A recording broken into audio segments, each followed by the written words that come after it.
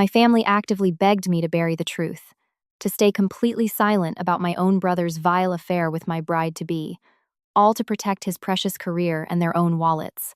I smiled politely, nodded like the dutiful, obedient son they expected me to be, and then calmly cast the damning 4K video of the two of them onto the living room TV for the entire family to see.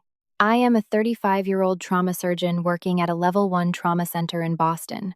My entire professional life is predicated on the absolute necessity of handling catastrophic, blood-soaked emergencies, while a human life is literally slipping away beneath my gloved hands. In my line of work, you learn to compartmentalize the horror. You learn to stay ice cold when the heart monitors are screaming a flatline, when the blood is pooling on the linoleum floor, and when everything in the operating room is going to absolute hell. You learn to think 3, 4, 5 steps ahead while the present moment is burning to the ground around you. I never thought I would need to apply that specific, grueling medical training to my own personal life. But that exact psychological conditioning is the only thing that saved my sanity, my finances, and my future. On November 21st, I had just finished a brutal, mind-numbing 36-hour shift. We had received the victims of a massive multi-car pileup on I-93, and I had been up to my elbows in chaos, fractured femurs, and internal hemorrhaging for a day and a half. Normally, I would have been scheduled to work right through the week of Thanksgiving, but another attending surgeon stepped in to take my remaining hours because I'd covered his shifts during his daughter's birth the previous month. They shuffled the roster, and suddenly, miraculously, I was free. I pulled out my phone in the locker room and texted my fiancée, Sarah, 32, F, around noon. I let her know I was grabbing some coffee and running a few errands, but I intentionally left out the part where I was coming home a full day early. I wanted it to be a surprise. She didn't respond right away, which wasn't unusual. I figured she was out running errands, picking up last-minute groceries, or doing whatever she'd been doing to prep for the massive Thanksgiving Eve dinner at my parents' place the next day. We had been together for 5 years and engaged for 8 months. The wedding was set for early April. The $40,000 in vendor deposits were fully paid out of my pocket. The upscale downtown venue was completely booked. Her custom designer dress was already altered and hanging in a pristine garment bag in our guest room. On the freezing drive home, I stopped at a boutique florist and grabbed a massive bouquet of white orchids, her absolute favorite flower. I was physically exhausted. My bones ached. My eyes burned from the sterile hospital lights, but I was smiling. I was genuinely happy. I was thinking about how her face would light up when I walked through the door, how we'd spend the snowy afternoon tangled up in the warm sheets before the suffocating, obligation-filled holiday chaos officially started. I am not usually the spontaneous, surprise arrival type of guy, but I was feeling incredibly lucky. I felt like I had my entire life perfectly figured out. I had a high-paying career I was deeply passionate about, a beautiful fiancé who I thought was my absolute soulmate, and a close-knit family. My younger brother, Mark 31 mine, and I were supposed to watch the Patriots game later that week. Everything was exactly where it was supposed to be in my universe. Then, I pulled into my snow-covered driveway in the suburbs and saw Mark's silver Tacoma parked slightly off-center near the garage. It wasn't entirely unusual to see his truck there. We lived about 40 minutes apart, and he dropped by sometimes to borrow tools, use my snowblower, or raid my expensive Scotch collection. I figured maybe he was helping Sarah move the heavy antique dining table for the holidays, or perhaps he was hanging the exterior holiday lights I hadn't gotten around to putting up yet. He was supposedly that kind of reliable, helpful younger brother, or so I foolishly thought. I unlocked the front door as quietly as humanly possible, hoping to jump out and scare them. The house was dead quiet. There was no TV echoing from the living room, no Spotify playlist humming from the kitchen speakers. I almost called out, "Sarah? Mark?" But a strange, primal instinct stopped the words in my throat. Then I heard it. It was faint at first, drifting down from the second floor. It wasn't talking. It was a rhythm. A heavy, rhythmic creaking of the floorboards, accompanied by muffled, breathless, unmistakable sounds. My stomach plummeted into a bottomless abyss, but my brain instantly snapped into trauma bay mode. Assess the situation. Verify the damage. Respond. Contain the hemorrhage. My heart rate actually slowed down. The panic evaporated, replaced by a terrifying, clinical coldness.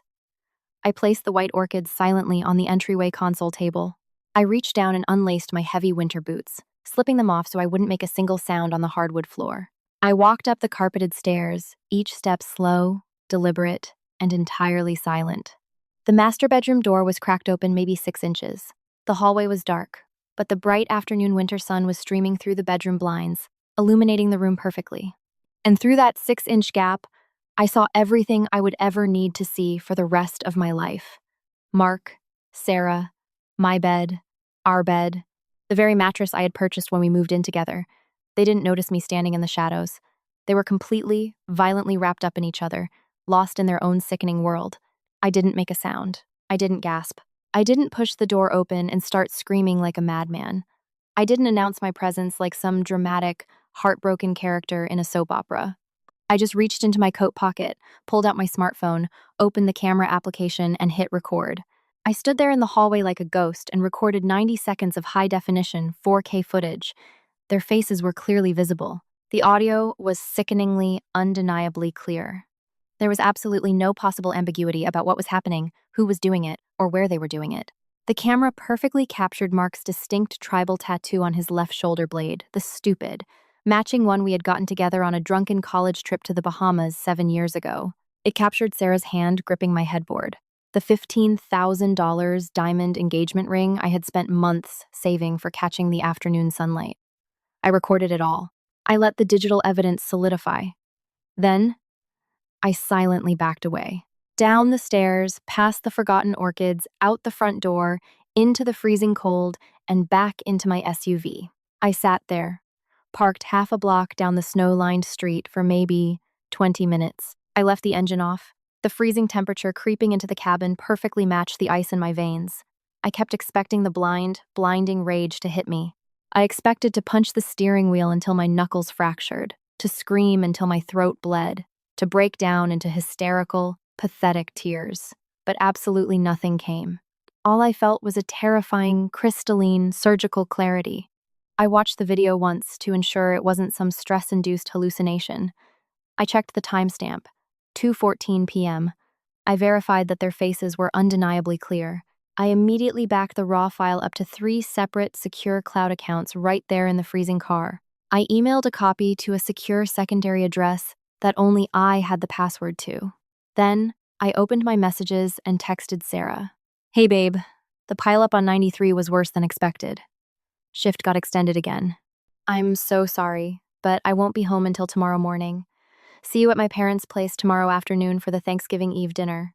Love you so much." She responded 8 minutes later. "Oh no, you work so hard, baby. Please get some rest when you can. I miss you already. I'm just cleaning the house and getting things ready. Can't wait for tomorrow." Mark texted me 35 minutes after that. "Yo, bro, you around this week? Thought we could catch the Pats game and grab some beers. Let me know." I sat in the freezing car and stared at both of their messages. Then I looked at the video, still minimized on my screen. They had absolutely no idea I knew. They had no idea I had been standing 3 feet away from them.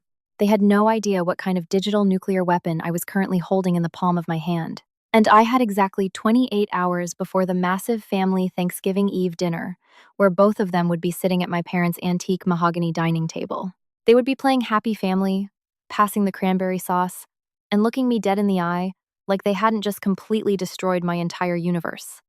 I had 28 hours to decide exactly how I wanted to systematically burn their worlds down to the foundation. I started the car, pulled away from the quiet neighborhood I had once thought I'd raised children in, and drove to a high-end luxury hotel across the city. I checked in under my name, paid in cash to avoid a paper trail, requested a late checkout, and sat on the edge of the king-size bed with my laptop open. The video was uploaded.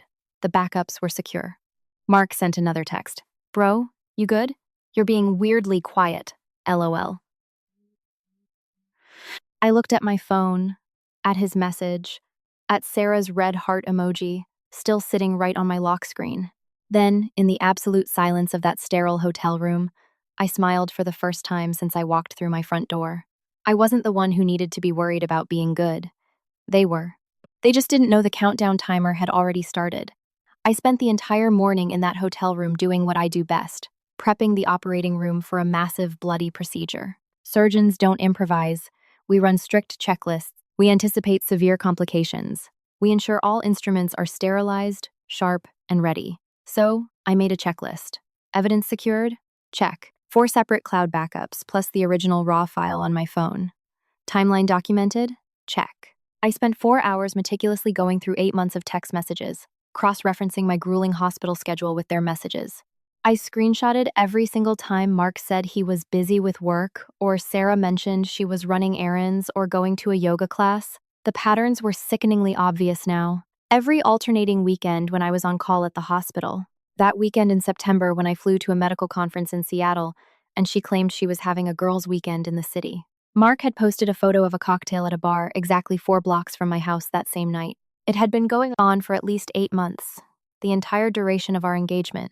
At 10 a.m., I called a guy I knew from my undergrad years who had gone into aggressive family and property law.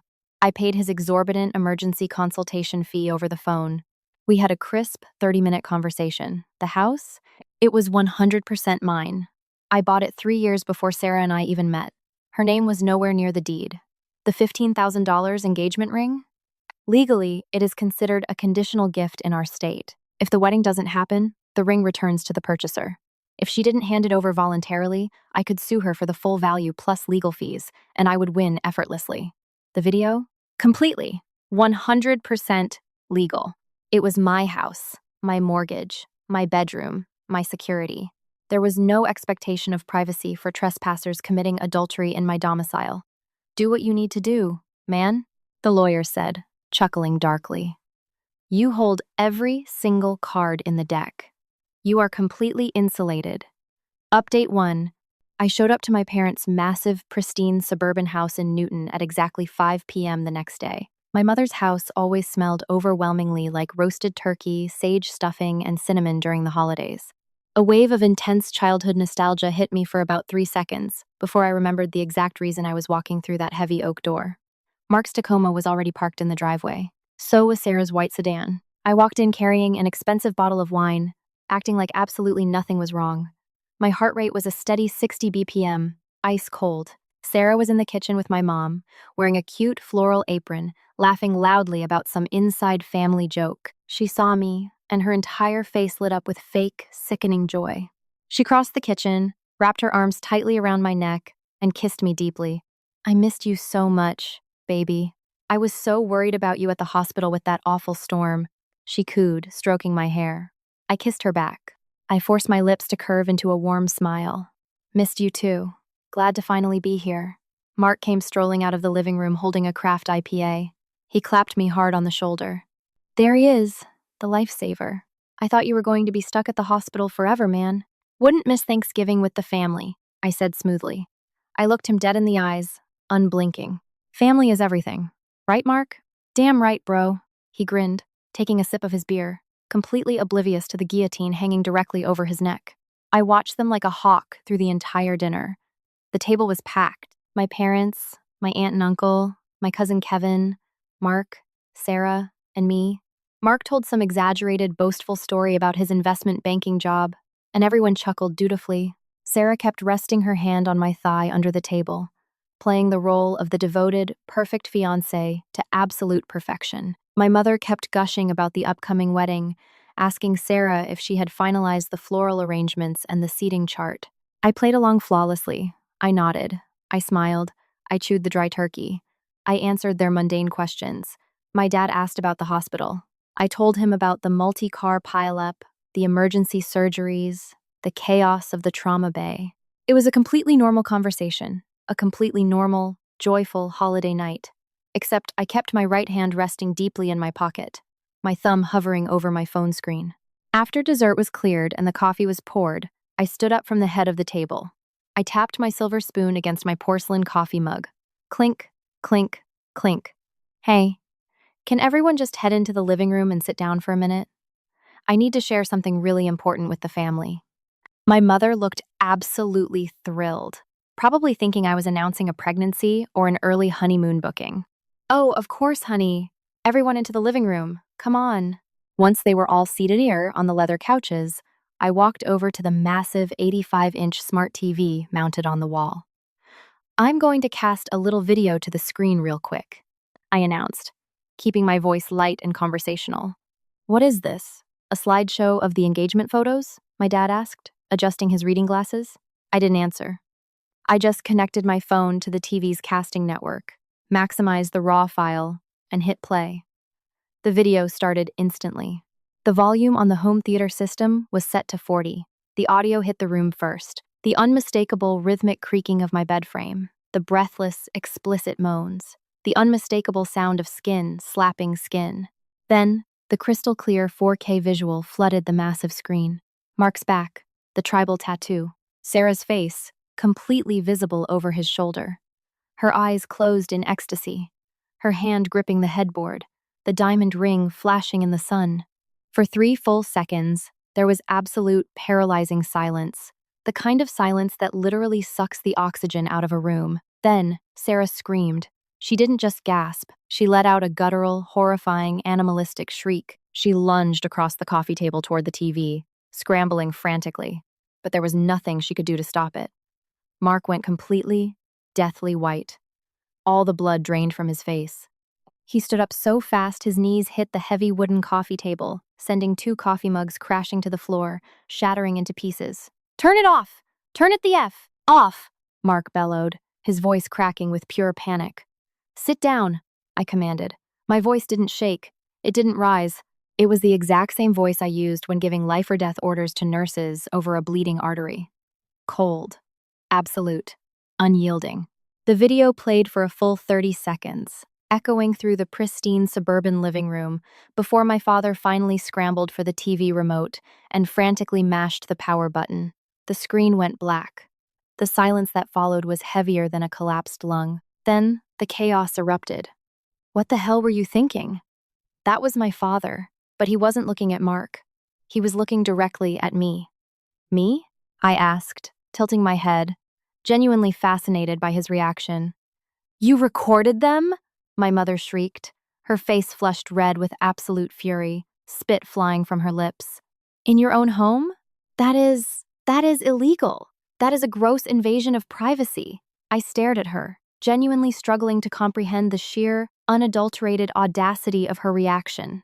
"Mom, they were explicitly having sex in my bed, in my house, while I was at the hospital saving lives, and you are currently screaming at me for recording the evidence of it?" Mark started crying, actually genuinely sobbing like a toddler. He dropped to his knees on the rug. "I'm sorry. I'm so sorry. It just happened.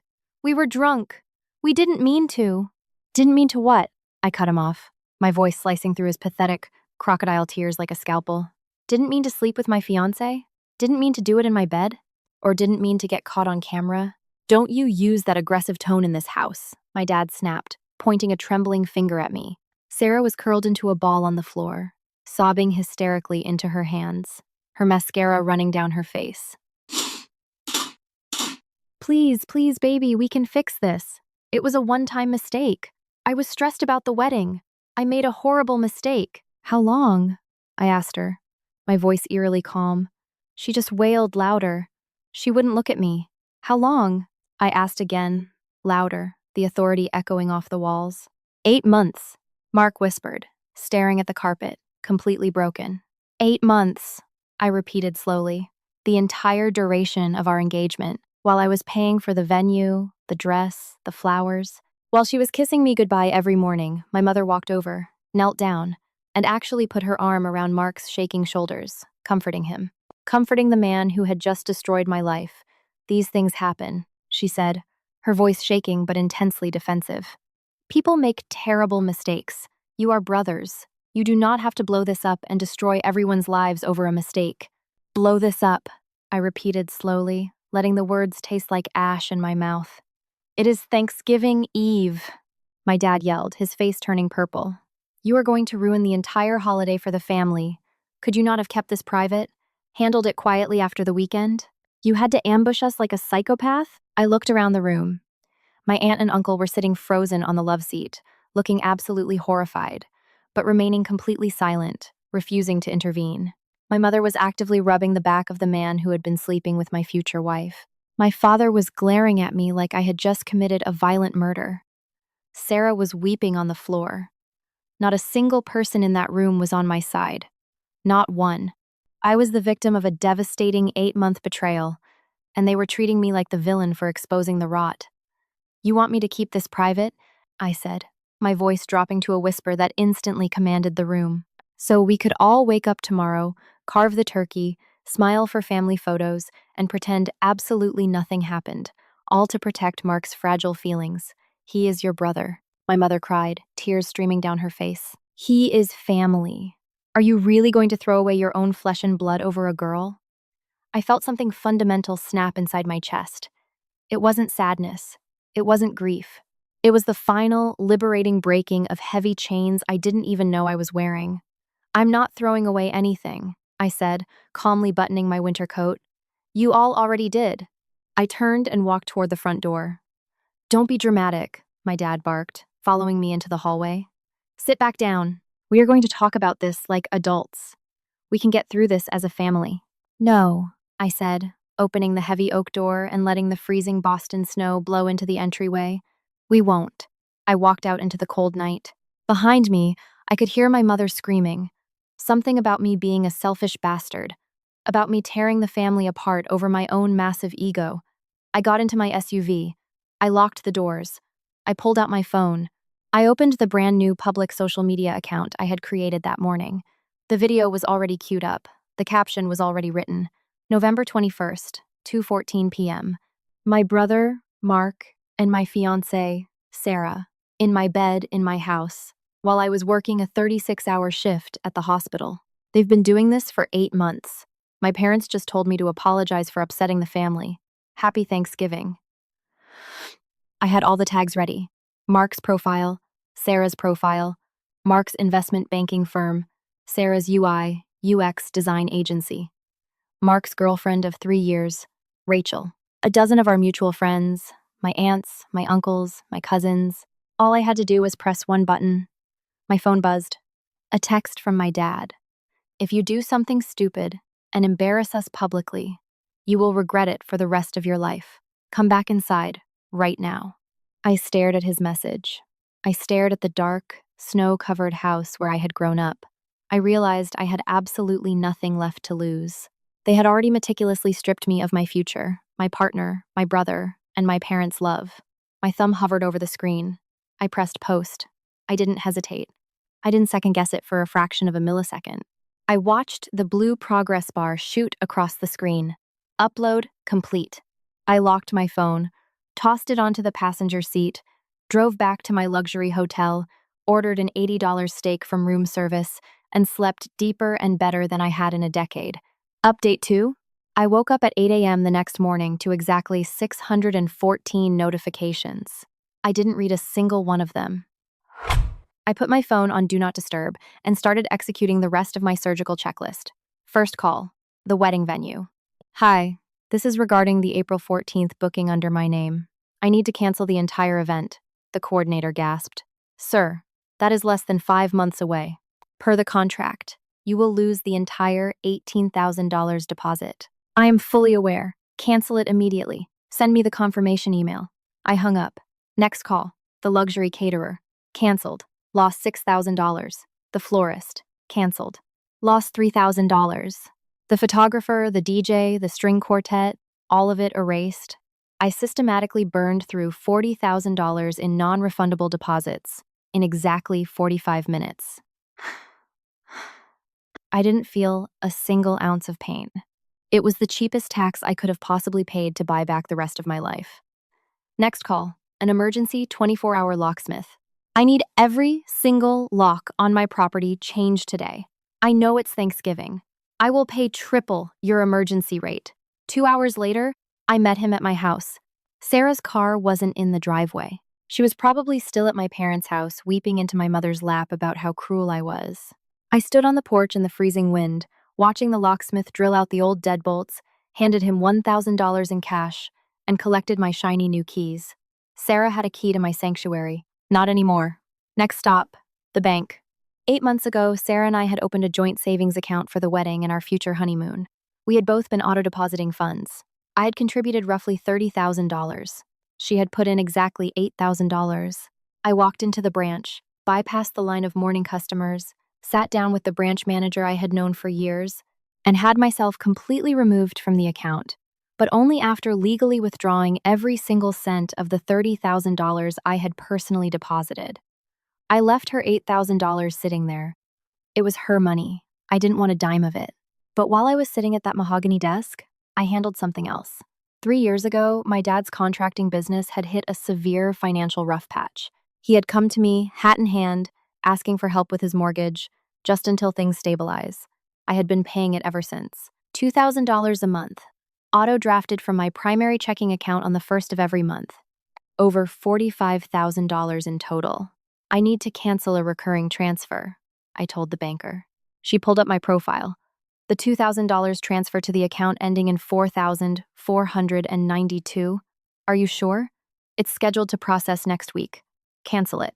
Revoke all authorization, effective immediately. Done. And then there was Mark.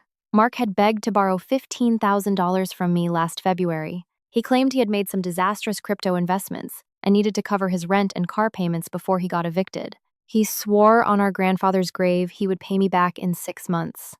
That was 9 months ago. I had never pushed him on it because, family.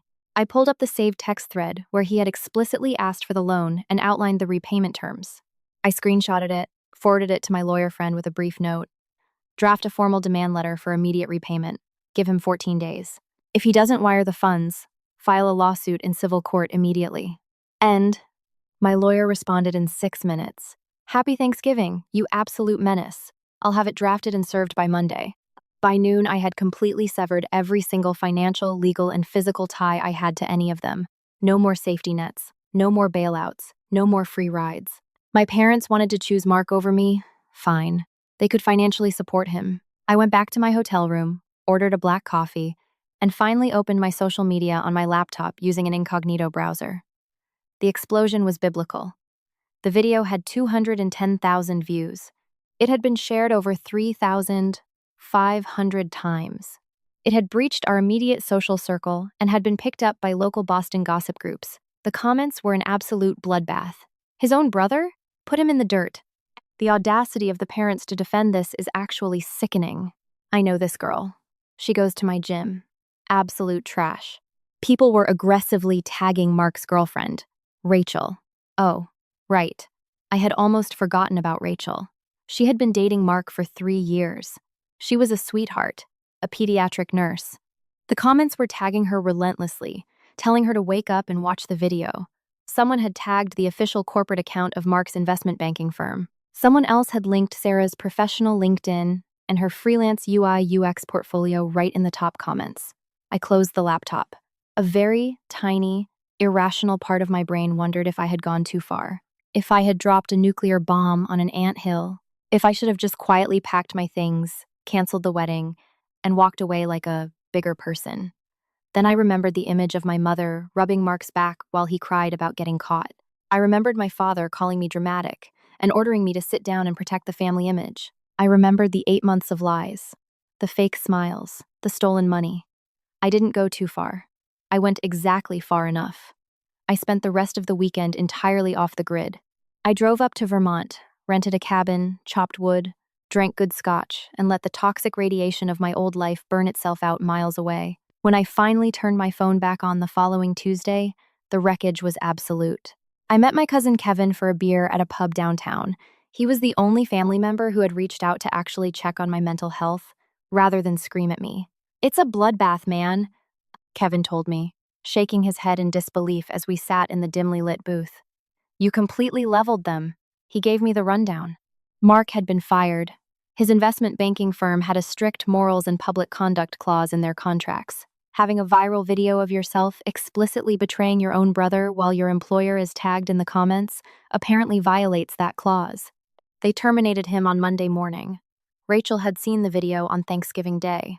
According to Kevin, she drove to my parents' house, walked right through the front door during their miserable, tense turkey dinner, threw the promise ring Mark had given her directly at his face, spit on his shoes, and walked out without saying a single word. She blocked him on everything. Sarah had gone completely scorched earth on her own digital footprint. Every social media account, her LinkedIn, her business website deleted, wiped from the internet. She had packed whatever fit in her sedan and fled back to her hometown in Pennsylvania to live in her childhood bedroom. Her freelance clients had dropped her after the video circulated in her professional circles. And your parents? Kevin asked, looking at me cautiously. They are. Uh, they are losing their minds. Your dad missed his mortgage payment because your auto draft didn't hit. He called the bank screaming, and they told him you revoked it. He's telling everyone who will listen that you are a vindictive psychopath. Let him, I said, taking a sip of my beer. The truth doesn't need me to defend it. The video speaks for itself. There's something else, Kevin said, his voice dropping lower. He looked genuinely uncomfortable, shifting in his seat. I wasn't going to tell you, but you need to know. Tell me. Kevin took a deep breath. The reason your parents were so desperate to keep it quiet, the reason they wanted you to forgive her and just go through with the wedding. My surgeon brain kicked in. The puzzle pieces suddenly started rearranging themselves at lightning speed. The panic in my mother's eyes, the desperation to keep the family together, the absolute refusal to hold Mark accountable. She's pregnant, I said flatly. Kevin's eyes widened in shock. How did you know? I'm a doctor, Kevin, and I know human nature. Who's the father? That's the thing, Kevin grimaced, looking sick to his stomach. Sarah swore up and down it was yours. She told your mom about the pregnancy 2 weeks before Thanksgiving. But your parents knew she was sleeping with Mark. They apparently caught them making out in the driveway back in July. But they wanted you to marry her anyway. Why? I asked, though the sickening realization was already washing over me like a tidal wave of ice water. Because you're the doctor, Kevin said softly. You have the house, the massive salary, the stability. Mark is drowning in debt and borrows money from you just to survive. If the baby was Mark's, he couldn't afford it. Your parents couldn't afford to help him.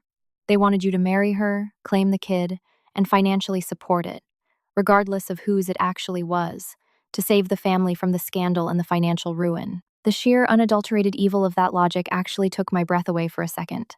My own parents were willing to trick me into raising my brother's bastard child, trapping me in a fraudulent marriage for 18 years, just to protect their golden boy from the consequences of his actions, and to protect their own wallets. Did she get a paternity test? I asked, my voice terrifyingly calm. Yeah, Kevin nodded. When she went back to PA, her parents forced her to get a prenatal DNA test because Mark was denying it. The results came back yesterday. It's Mark's. 99.9% match. I actually laughed. I leaned back in the leather booth and laughed until my chest ached and tears pricked my eyes. It was the most beautiful, poetic justice the universe could have possibly delivered. Mark, who had just lost his lucrative 6-figure job, who was being sued by my ruthless lawyer for $15,000, who had been dumped by his long-term girlfriend, and who was currently living in my parents' basement, was now going to be a father. And my parents, who had tried to manipulate me into funding this disaster, were now going to have to financially support their unemployed son, his estranged baby mama in Pennsylvania, and their new grandchild, all while suddenly having to pay their own $2,000 mortgage that I had just cut off. They had dug their own graves, jumped in, and handed me the shovel to bury them. Months passed. Winter turned into spring. The season I was supposed to get married came and went, and I didn't feel a single shred of sadness. My lawyer successfully sued Mark. He didn't even bother to show up to the civil court hearing. I won a default judgment for the full $15,000, plus legal fees. I immediately filed to have his wages garnished, ensuring that whenever he finally managed to find a new job, I would be taking a cut of his paycheck every single week until the debt was settled. I framed the court judgment and hung it in my home office. It serves as a beautiful daily reminder that some debts are never forgiven. Sarah's lawyer mailed the engagement ring back to me in late February. No note, no apology, just the velvet box. I took it to a jeweler, sold it for $10,000, and used the money to book a 2-week solo first-class trip to Japan. I ate Wagyu beef in Tokyo, hiked near Mount Fuji, and felt the last remaining remnants of my old life evaporate into the crisp mountain air. My parents tried to reach out exactly once. In April, my mother showed up on my front porch unannounced, crying hysterically. I opened the door, leaving the heavy security chain attached. Please, she sobbed, pressing her face to the gap in the door, looking 10 years older than she had at Thanksgiving. Please, honey, we are drowning. Mark can't find work. His reputation is ruined in the finance sector. Sarah's parents are threatening him for child support. The bank is threatening to foreclose on our house. We need help. You're our son. Your family.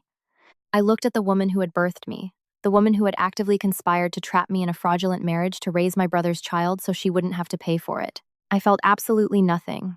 No pity, no anger, just a profound clinical emptiness.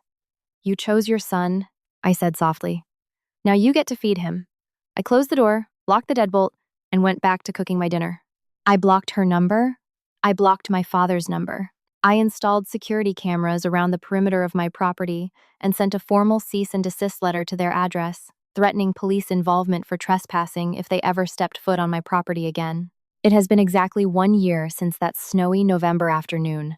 I am 36 years old, and my life is completely unrecognizable in the best way possible. I sold the house in the suburbs. It held too many ghosts. I used the equity to buy a massive, ultra-modern penthouse condo overlooking the Boston seaport.